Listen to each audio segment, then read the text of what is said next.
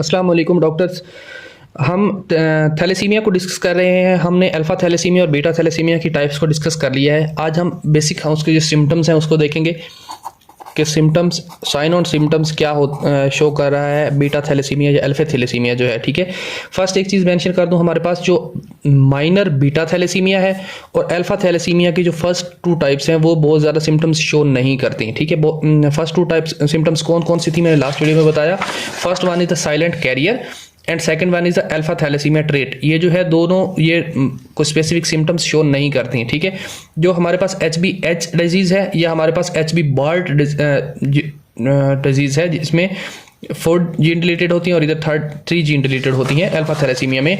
और beta thalassaemia में जो मेजर बीटा थैलेसीमिया है उसमें बोथ 2 जीन डिलीटेड होती हैं। उसके अंदर साइन एंड सिम्टम्स कौन कौन सी हो सकती हैं। ठीक है, जो फर्स्ट सिम्टम हमारे पास आएगी वो है severe anaemia.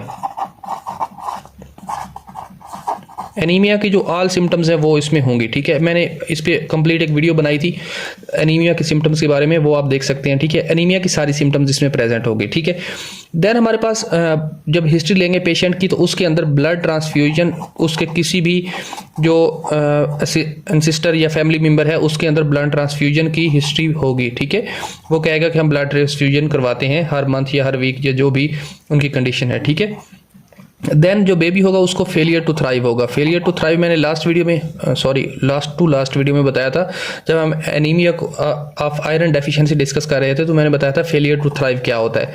Failure to thrive ये होता है कि बेबी जो है अपना वेट और साइज जो है वो नॉर्मल नहीं रख पाता या वो प्रॉपरली ग्रो नहीं करता। ठीक है, साइज एंड वेट, तो बेबी जो है अपना साइज और वेट को प्रॉपर मेंटेन नहीं कर पाता क्योंकि उसको ऑक्सीजन प्रॉपर नहीं मिल रही होती, एनीमिक कंडीशन होती है, तो हम इस कंडीशन को बोलते हैं फेलियर टू थ्राइव। ठीक है, देन हमारे पास होगी स्प्लीनोमेगैली। स्प्लीनोमेगैली क्यों होगी मैगैली? फर्स्ट स्प्लीनोमेगैली होता क्या है? स्प्लीनोमेगैली ऐसी कंडीशन होती है जिसमें स्प्लीन जो है अपना ज़्यादा फंक्शन इंक्रीज कर देती है या अपना फंक्शन इंक्रीज कर देती है। ठीक है, रीज़न क्या है? हमारे पास जो भी हमारे पास HB बन रही है वो एबनॉर्मल है। ठीक है, हीमोग्लोबिन एबनॉर्मल होने की वजह से RBCs जो है वो एबनॉर्मल हो रहे हैं और एबनॉर्मल RBCs को स्प्लीन पकड़ लेती है। स्प्लीन के पास मैक्रोफेजेस होते हैं जिनको डेंड्राइटिक सेल्स बोलते हैं, तो डेंड्राइट्स जो होते हैं वो स्प्लीन के अंदर एबनॉर्मल RBCs को पकड़ लेते हैं और इस वजह से स्प्लीन के पास बहुत सारा काम बढ़ जाएगा क्योंकि बहुत सारे RBCs जो हैं वो एबनॉर्मल प्रोड्यूस हो रहे हैं because of the abnormal haemoglobin. ठीक है, तो इस वजह से स्प्लीन अपना फंक्शन को इंक्रीज कर देगी। देन हमारे पास गॉल स्टोन होंगे। ठीक है, गॉल स्टोन्स क्यों होंगे? क्योंकि हमने बात की कि हीमोलाइसिस क्यों हो रही है? क्योंकि RBC की ब्रेकडाउन हो रही है। एबनॉर्मल RBC हैं तो इनकी ब्रेकडाउन हो जाएगी। इनकी ब्रेकडाउन होने से क्या होगा? एक तो बिलिरुबिन प्रोड्यूस होगा, दूसरा जो है इसके साथ सिंपली बिलिरुबिन प्रोड्यूस होगा क्योंकि हमने बताया था कि इसमें आयरन और हीम होता है। ठीक है, तो इसमें मैंने बताया था कि हीम जो है वो फर्दर कन्वर्ट हो जाती है बिलिरुबिन में। ठीक है, तो बिलिरुबिन जो है उससे गॉल स्टोन बनना स्टार्ट हो जाएंगे। ठीक है, होप सो ये पॉइंट आपको क्लियर हुआ। अगर नहीं क्लियर हुआ तो कमेंट बॉक्स में पुट कर दें, मैं अगेन इसको एक्सप्लेन कर दूंगा। ठीक है, देन गॉल स्टोन के बाद इसके और सिम्टम हो सकते हैं हिपैटोमेगैली। क्यों हिपैटोमेगैली क्यों है? क्योंकि हमारे पास अनकॉन्जुगेटेड बिलिरुबिन बहुत ज़्यादा प्रोड्यूस हो रही है बिकॉज ऑफ द हीमोलाइसिस या ब्रेकडाउन ऑफ द RBCs की ब्रेकडाउन से जो है अनकॉन्जुगेटेड बिलिरुबिन प्रोड्यूस हो रही है जिसको कॉन्जुगेटेड करने के लिए हिपैटोसाइट्स जो हैं वो बहुत ज़्यादा फास्टली काम कर रहे होते हैं जिसकी वजह से हिपैटोमेगैली भी हो सकती है। ठीक है, देन हमारे पास इसके अलावा एक काज हिपैटोमेगैली की और भी हो सकती है क्योंकि हमारे पास स्प्लीन एक्स्ट्रा वर्क कर रही है तो हमारी भी जो पोर्टल सर्कुलेशन है वो सारी की सारी डिस्टर्ब हो जाएगी। इस वजह से हिपैटोमेगैली भी हो सकती है, ये काज भी हो सकती है इसकी। ठीक है, देन हेयर कॉम्ब अपीयरेंस। इसमें क्या कंडीशन? ये कंडीशन होती है जिसके अंदर नॉर्मली जो हम एक्सरे करवाते हैं बेबी का, तो बेबी के हेड का एक्सरे देखते हैं तो उसमें जो टॉप ऑफ द स्कल होता है वहाँ पे ऐसा फील होता है कि हेयर्स जो हैं वो एक्सरे में शो हो रहे हैं। ठीक है, आप अपने स्क्रीन पे देख सकते हैं, मैं पिक्चर ऐड कर दूंगा। हेयर कॉम्ब लाइक अपीयरेंस होगी। क्यों होगी? क्योंकि हमारे पास जो ब्लड की डेफिशिएंसी है या हम कह सकते हैं एनीमिया है, तो एनीमिक कंडीशन में हमारी जो स्कल बोन्स हैं वो बहुत ज़्यादा इरिथ्रोसाइट्स प्रोड्यूस कर रही हैं। ठीक है, अपना हाइपर फंक्शनेटेड हो चुकी हैं erythrocytes because the formation of the RBCs। ठीक है, तो इस वजह से वो अपने हाइपर फंक्शन की वजह से जो स्कल बोन्स हैं वो एरिथ्रोसाइट प्रोड्यूस कर रही हैं और उनकी स्ट्रक्चर जो है हेयर कॉम्ब लाइक अपीयरेंस हो गई है, ठीक है। देन फ्रंटल बोन इंक्रीज होगी इसमें, पेशेंट्स में फ्रंटल बोन इंक्रीज। जब फ्रंटल बोन इंक्रीज होगी, इसकी भी यही रीज़न है क्योंकि हमारे पास deficiency of the red blood cells है और बोन जो है अपना ज़्यादा फंक्शन कर रही है, तो वो बहुत ज़्यादा साइज में इंक्रीज हो जाएगी, ठीक है। देन एक ऑप्शन इन सम पेशेंट्स ये होती है chipmunk face. Chipmunk face क्या होता है? गुलहरी, जानते हैं आप, गुलहरी की तरह की शक्ल हो जाती है सम टाइम। हम पेशेंट के सामने तो नहीं कह सकते कि आपका चीप मंक फेस है, बट ये दिस इज अ सिम्टम कि हमें देखना पड़ता है कि चीप मंक फेस है बेबी का अगर उसमें थैलेसीमिया है तो, ठीक है। इसके अलावा एप्लास्टिक एनीमिया भी हो सकता है because of the provirus B19। Aplastic anaemia reason क्या हो सकती है? रीज़न है इसमें मेनली जो हमारे पास बीटा थैलेसीमिया होता है और हमारे पास प्रोवायरस है, प्रोवायरस B19, ठीक है। तो ये एक पॉइंट था, जस्ट सिंपल सा, इसको क्लियर करने की खास जरूरत नहीं है, बट याद रखना सम टाइम एग्जामिनर पूछता है, ठीक है। ये हमारे पास बेसिक सिम्टम्स हैं कुछ जो कि हमारे पास थैलेसीमिया के पेशेंट्स में होती हैं। Not all thalassemia because the minor and the trait and the silent carrier do not have this symptoms. Only symptoms in the major beta thalassemia and two types HBH and HB part. These are the two types of the alpha thalassemia have these symptoms which are showing in thalassemia, ठीक है। Then इसके diagnose की बात करते हैं। तो diagnose में मैंने बताया था कि हमारे पास जो मेनली हम किसी भी एनीमिया को डायग्नोज करने के लिए 3 टेस्ट करवाते हैं जो कि कंपलसरी हैं। कौन कौन से? First one is the we have to CBC, second one is the peripheral smear, peripheral smear ये हम क्यों करवाते हैं? क्योंकि हमें इसमें MCV देखना होता है। और third is the investigation of choice. ये बताता हूँ इन्वेस्टिगेशन ऑफ चॉइस क्या। फर्स्ट आरबीसी में हम नॉर्मली HB लेवल देखते हैं, न्यूट्रोफिल्स वगैरह उनकी कंडीशंस को देखते हैं, बट वो इसमें बहुत ज़्यादा इंपॉर्टेंट नहीं है। हमने इसमें मेनली हीमेटोक्रेट देखना होता है, वो कितना है, MCV देखना होता है और MCH देखना होता है, ठीक है। Mean corpuscular volume of the haemoglobin, mean corpuscular volume of the RBCs हीमेटोक्रेट, ठीक है। पैक्ड सेल वॉल्यूम होता है हीमेटोक्रेट। इसके ऊपर भी मैंने एक वीडियो बनाई हुई है, उसका लिंक भी कमेंट बॉक्स में दे दूंगा, आप देख सकते हैं, ठीक है। तो CBC हम करवा लेंगे, इसमें ये चीज़ें हमें पता चल जाएंगी, ठीक है। इसके अलावा पेरिफेरल स्मीयर करवाएंगे जिसमें हमें मेनली MCV बताना है। सम रिपोर्ट्स जो होती हैं उसमें MCV CBC के अंदर ही शो कर देते हैं, बट अगर MCV CBC के अंदर शो नहीं किया हुआ तो हमें पेरिफेरल स्मीयर करवाकर MCV को चेक करना पड़ता है, ठीक है। तो ये जो है हमारे पास माइक्रोसिटिक एनीमिया है, तो of course it's less, it will be less than 76 फेम्टोलीटर, ठीक है। देन इन्वेस्टिगेशन ऑफ चॉइस क्या है? इन्वेस्टिगेशन ऑफ चॉइस में ये है कि अगर आप चेक कर रहे हैं अल्फा थैलेसीमिया को, तो अल्फा थैलेसीमिया में आपने कैरियोटाइपी करवानी है, ठीक है। कैरियोटाइपी क्या होती है?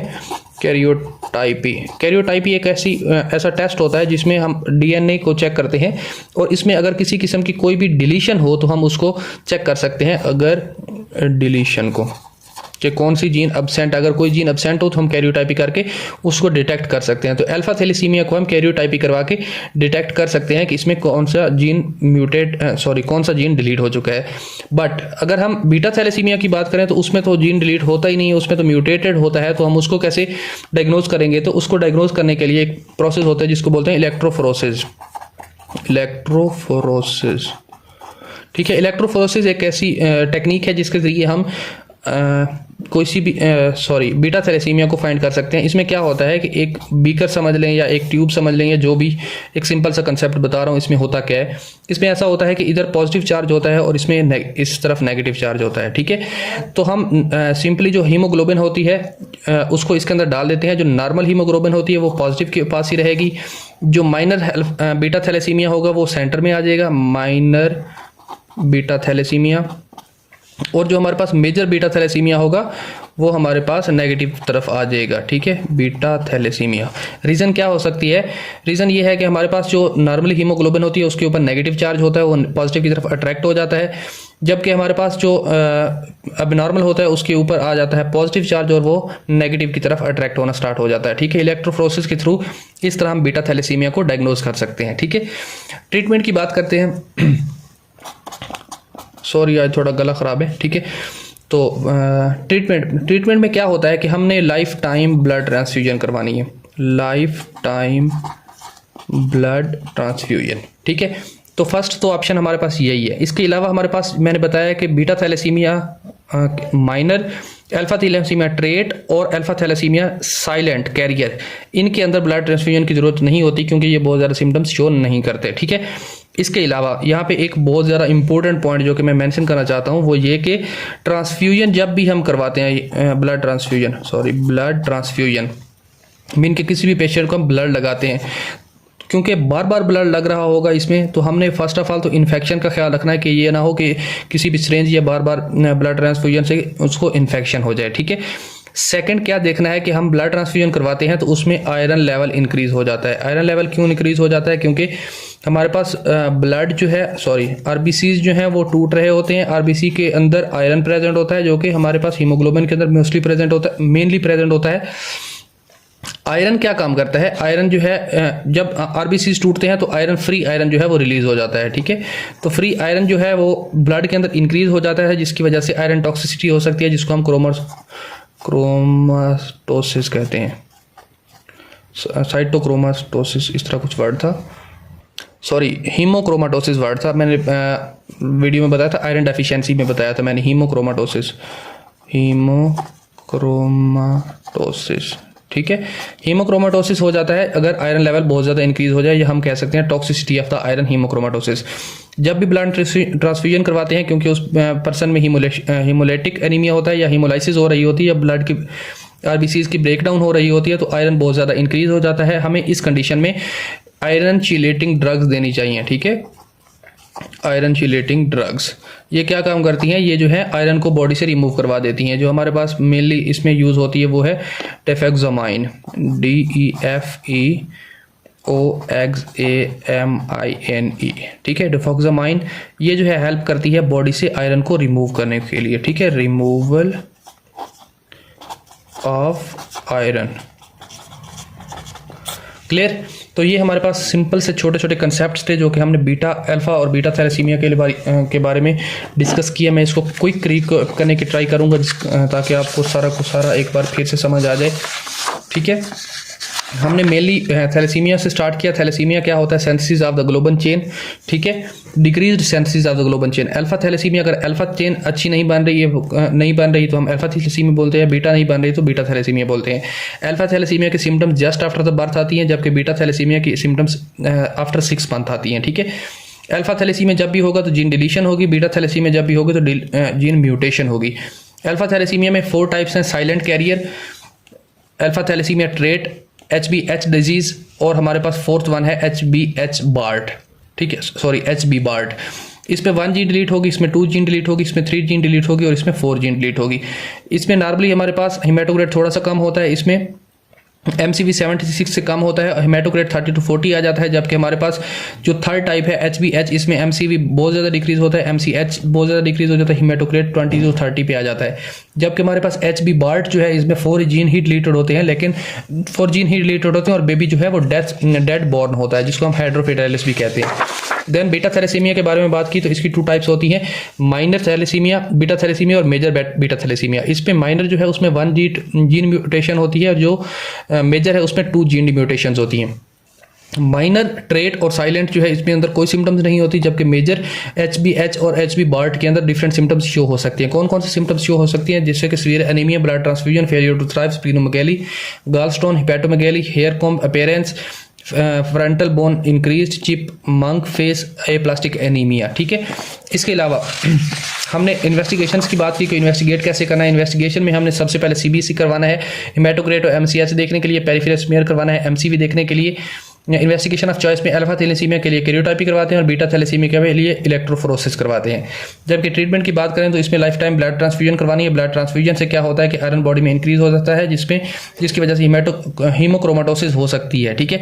तो इससे बचने के लिए हम डिफेक्सामाइन देते हैं जाके आयरन जो है बॉडी से रिमूव हो सके, जो कि एक आयरन चिलेटिंग ड्रग है, ठीक है। तो ये था हमारे पास अल्फा और बीटा थैलेसीमिया, या हम कह सकते हैं सिंपली थैलेसीमिया, ठीक है। होप सो कि ये सारी चीज़ें आपको समझ आई।